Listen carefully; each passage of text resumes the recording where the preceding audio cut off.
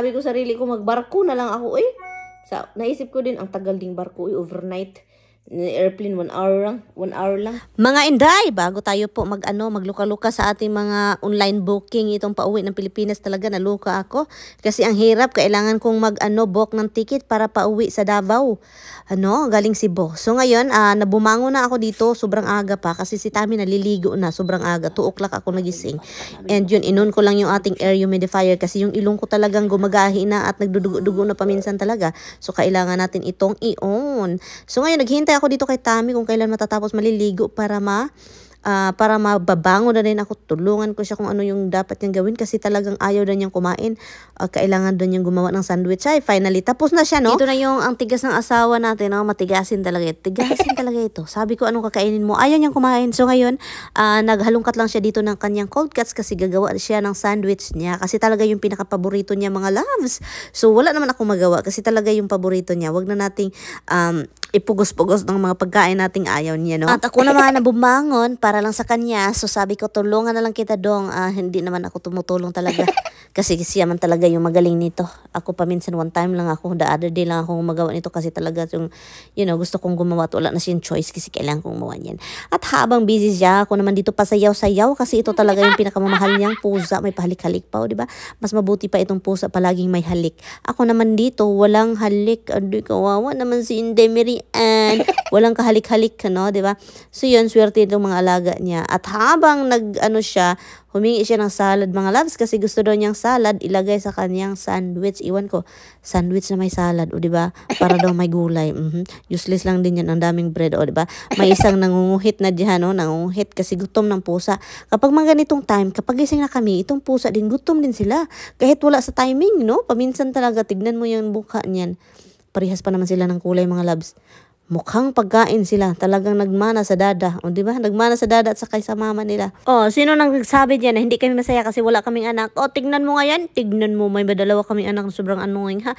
Si Tami, pagkatapos niya naghimo ng sandwich, mga loves, so binigyan ko siya ng suklay. Kasi sabi ko sa kanya, suklayin mo yung buhok mo sa bago mag-dry. At, my goodness, mga 2:30, 3 o'clock ito ata. Nang umaga, o, di ba, ang aga namin kami lang nagwarik-warik dyan sa labas. Nandun din yung dalawang aso, pinaihi namin at kami lang yung talagang maingay dito, mga loves. Mga ganitong oras kami yung wakwak. Kung nasa Pilipinas pa, isa kaming wakwak, no, na tagalip. Ay, nako, iwan ko. Nandyan yun si Roxy at Misty. Nagwala kasi, mga loves. Tinakbo ko kasi po baka may may mga kumakain ng mga aso. Kaya yun, binabantayan namin.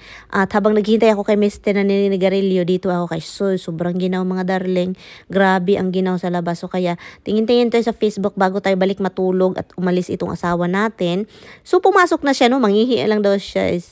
Manghihi. At binigay natin yung car key para hindi niya malimutan. Kasi malimutan niya, iwan ko, mapagalitan tayo kasi ginamit ko yung sasakyan ko kahapon. And yun, hindi natin ibigay sa kanya. Magagalit, masusuko. Yan. So kaya yun.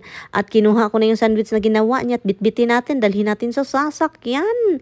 O diva, itong asawa ko, ay, ito, ganyan. Welcome to Tammy's life, mga loves. Ang dami talagang mga tools, mga bags, mga jacket, mga blanket dyan sa trunk. Alam nyo bakit? Ready na yan si Tammy sa mga sa mga trahedya. Simba ko taon, ginoo ko, ayaw taon. Ready na yan siya kung kailangan niya ng tools, sa trabaho, andyan lahat. Kung uulan, andyan. Kung gusto niya matulog sa rest area, may jacket na yan. O, di ba? Ganyan si Tammy ka-ready. Halos mga ready talaga yan, mga loves. Pagkain, blanket, tubig, raincoat, anik-anik tools kung masiraan, o di ba? Ganyan yan siya. Kaya wag na kayong magtaka, mga darling. Nilayasan na ako, no. Maghanap na daw siya ng pera. Para daw para may mabili na naman din siyang karne. Bumalik akong matulog pagkatapos yung mga loves.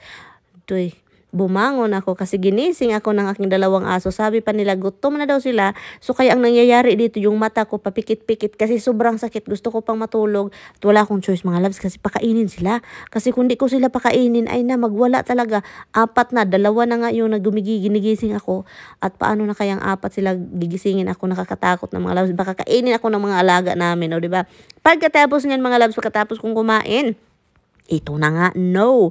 Kukuha na ako ng ticket. Dito ako nahirapan sa kalisod talaga.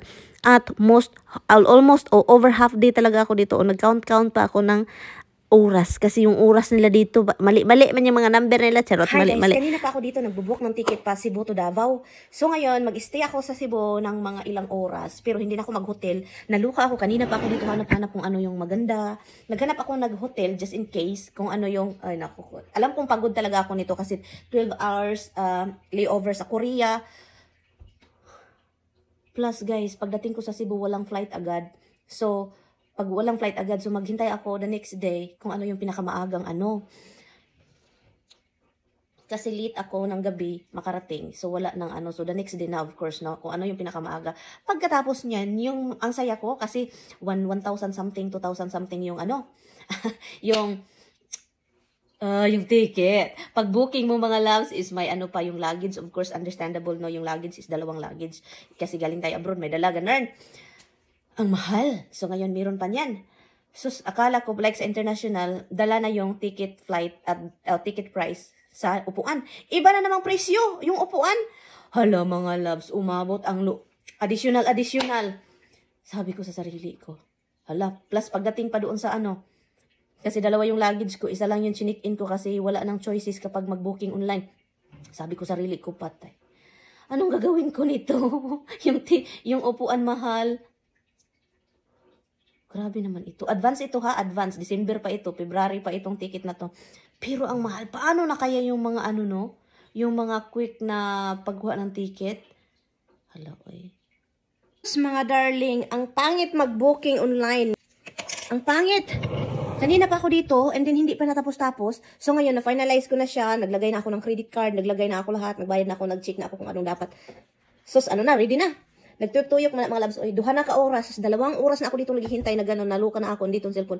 Sabi ko, baliw ito. O, hindi nag-process, wait a minute, completing your, ano. Sabi ko, hindi siya, ano mga labs, Philippine Airlines yung inanuhan ko, Cebu to Davao. Pero, yun yung nangyari. Sabi ko, sana lagi hindi ito ma-charge talaga. So, sabi ko, nag-back ako. And then, so ngayon, hindi ko na, so of course, nawala na yung mga waiting, no? Kasi napagod na ako, 2 hours ako naghintay dito. Kanina pa ako dito mga loves, wala na akong nagawa. Instead, meron pa akong gagawin. Wali na nangyari. So ngayon, ang gagawin ko is, hindi ko na alam. Next month na lang ako, katulugon yung ko mga loves, next month na lang ako kukuha ng ticket ulit online, pero hindi na yung mga budget air, mga cheap air, mga ganong mga online na mga website. Gusto ko direct American, Philippine Airline na ako. Na website. Sana meron silang mga website, no? I'm sure meron na sila. Meron na nga ang Imcore. So, yun siya mga labs. So, naglagot yung ko. Galing na ako diri nag-ingkod-ingkod. Wala na hitabo. Walang nangyari. Kanina pa ako dito. Ang mahal pa naman ng ticket mga lab. Daming mga extra charges, no? Kung mag-online, kung mag-ano ka online, for example, cancellation fee, kung meron ano, ganito, lalala, kung mabankrupt yung airlines, blah, blah, ito yung ibigay sa'yo, di ba? Compensation. Ay, sabi ko, wag na. Alam ko namang hindi kayo mabankrupt. Naluka ako mga loves. Uy, kanina pa ako talaga dito. So, sabi ko sarili ko, magbarko na lang ako. So, naisip ko din, ang tagal ding barko. Overnight. Airplane, 1 hour lang. 1 hour lang. So, mag-ano na lang ako. Balikan natin yan ulit next time. Mag-ano tayo. Ay, napagod talaga ako mga loves.